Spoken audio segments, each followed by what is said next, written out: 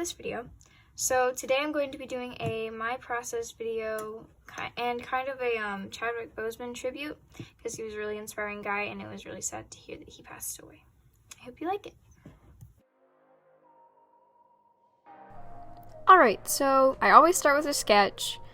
I try to follow my reference very closely. I always start with the outline of the face and then go in for some rough areas that the features are going to be in. Eyes are always a good place to start. Well, I mean, not always, but usually they can be really helpful if you get them in first. Although this time as you'll see later, I erase and put back the eyes multiple times because they were just really big. A lot of the time I'll randomly make one feature way too big and then I'll have to just redo it completely. Noses are really fun, honestly. I think noses are my favorite thing to draw. That sounds weird, but they're just so fun to shade and they always end up looking good, kind of no matter how you draw them.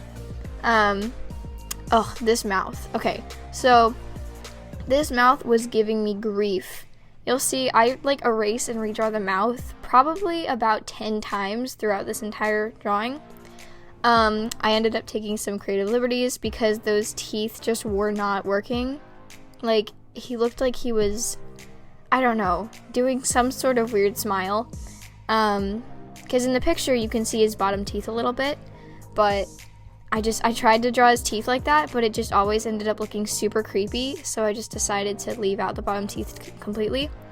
But in the end it looks okay, so I think that was an okay decision to make.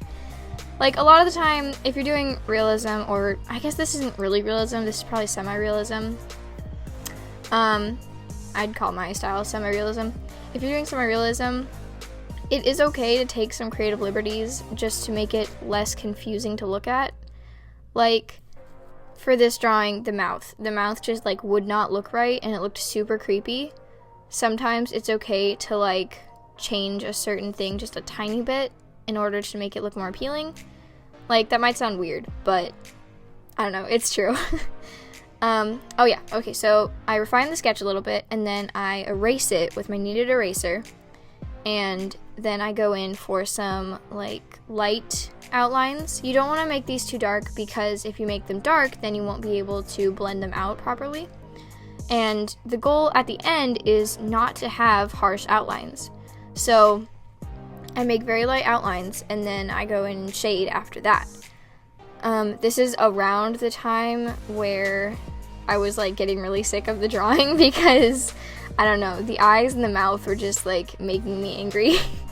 And that happens sometimes. Sometimes you just work on something for, I don't know, I think this chunk was about an hour that I worked on it before I stopped recording. So yeah, I'm doing some light outlines. Sometimes the outlines turn out a bit darker, but that's just because sometimes I'm more heavy-handed. You definitely don't want to be too heavy-handed in this stage because then it'll just make it super hard to blend out. And this stage is really just setting you up for the shading and blending. These are only really guidelines. They're not really supposed to show up in the final drawing. You're just marking out where the features are so you know what to shade and blend around. Honestly, you could probably skip this step if you wanted to go off of just your initial sketch, the erased version. You could just jump straight into shading and then build up the shadows around the outlines if you wanted to. I don't know. Okay, so it's actually 2 days after I recorded last. I haven't worked on it since then. Don't worry, you didn't miss anything. So yeah, I kind of got tired of looking at it because it wasn't going very well, and then my friend was like, hey, do you want to hang out? And I was like, yes, an excuse to get away from this. So yeah, it's 2 days later, and I just hadn't had time to record yesterday and the day before. So, yeah. Sorry about the bad lighting, too. My light bulb went out, so it's a yellow light bulb now, which I don't like in any circumstances, but yeah. So, anyway, let's keep going. Man, I just had all of the awkward giggles in that clip. As you can tell, voiceover Katie is much more confident than recording Katie for some reason. Yeah. So now this mouth. Okay, so I'm still trying to get the mouth right. This is before I gave up on the bottom teeth. Yeah, so erase, redraw, zoom in, erase, redraw, zoom in. After a little while, I just like stopped working on the mouth for a little bit and moved on to something else. You know I'm concentrating really hard when you can see my head pop out from under the camera. Yeah, so I kind of gave up on the mouth for a little bit and moved on to the eyes. Trying to get the eyes right was hard too because they were too big and too high and too small. Wait, no, that's not... No, they weren't too small. They were just too big. I don't need that many adjectives. Okay. Yeah. Eyebrows. Oof. Eyebrows are hard. I had to move around the eyebrows a lot of times. Also, it just looked weird at this stage because A, I hadn't added in his lips yet, which made it look weird, and B, I hadn't added the beard. The beard is like a game changer in this drawing. Like, I thought it looked awful until I started adding in the beard. By the way, I've never successfully drawn a person with a beard before, especially like semi-realism.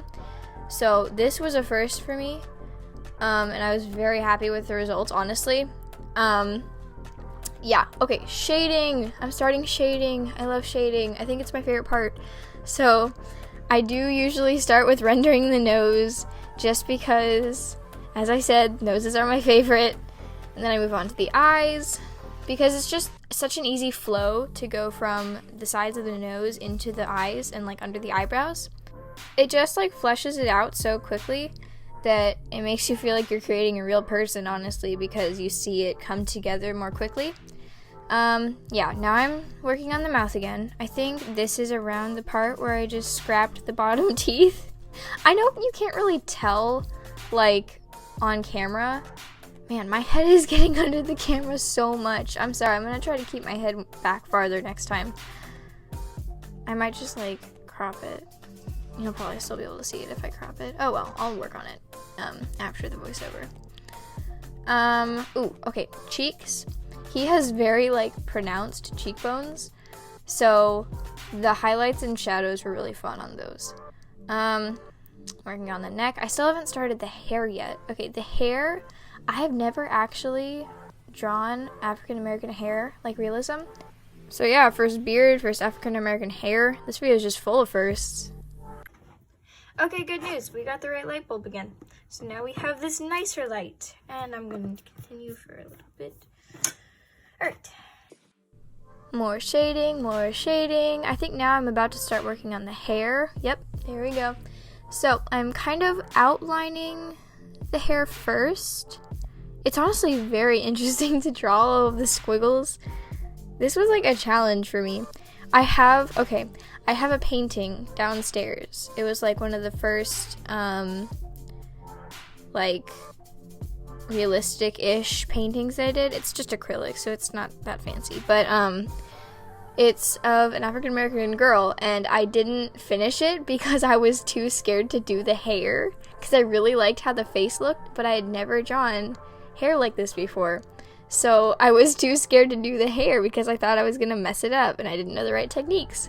So maybe I can do some research and finally finish that painting after what? I think it's been like a year. Yeah, so maybe I'll finish that painting that's been sitting in our kitchen for such a long time. Finally. I'm probably still too scared to do it though, I don't know. It is now day 3 of drawing this. So this is probably the worst drawing I could have picked to do a My Process video on. But hey, this is the realistic way. It usually takes about a couple days to do something like this. I was really surprised that it only took me one day to do the Captain America drawing from the other video. But yeah, so take 3. Hopefully this will be the last one. Good news, it did end up being the last one, so now we won't have any more rude interruptions from recording, Katie. All you get is me, sorry.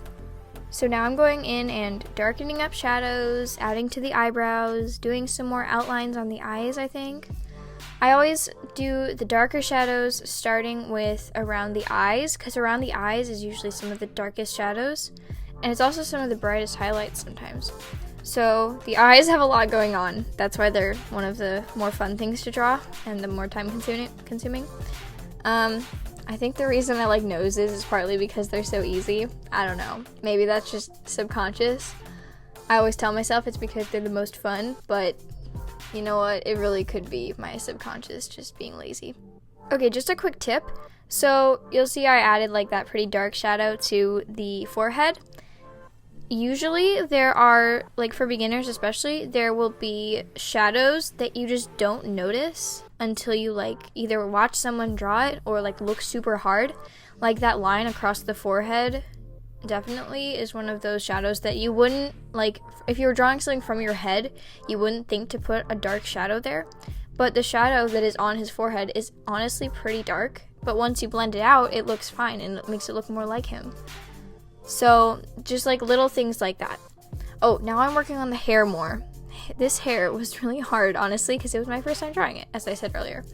So I think that I have an okay technique for it, but if anyone has any like tips or knows of any good videos that give tips on how to draw realistic hair like this, then please like mention them in the comments or share your tips in the comments. Just anything helps, honestly. I'm always looking to improve. Now I'm adding more dark shadows to the cheekbones. He has very pronounced cheekbones. I think I said that earlier. I don't know. I was tired of this drawing by the end of it, so I totally slacked off on the clothes. I'm just like adding shading where there's shading and just forgetting about patterns or stitching or anything. Adding highlights with the kneaded eraser, that part's important because it'll give so much life to the character once you add, or the person, I don't know, once you add highlights. And then you have to blend them out afterwards, obviously, so it doesn't look like plastic. And then I always take, I'm getting to it soon, I think. I always take a white gel pen. Oh, erasing the smudges around the outside. That's important. It'll look really gross if you don't. I always take a white gel pen and add a highlight, here it is, in the eye, and like on certain parts of the face. That just adds so much life to it, you would not believe. And then after a few more lines and highlights, we're done, and I can add my signature. So, I did it. Look at how dirty my desk and my hand is. That should be like a thing on my channel, just a running joke of how messy is the side of Katie's hand by the time she's done with the drawing. But yeah, so I finished the drawing. This took me 3 different days of recording to finish. It's definitely not my favorite. I think that I should have squashed his head down a little and moved the eyes farther apart, but it's okay. There's comparison, although it pains me to do a comparison because the comparison is pretty not great. But yeah, so I hope that the process explanation is helpful, and I hope that you liked it, and I'll see you next time. Bye!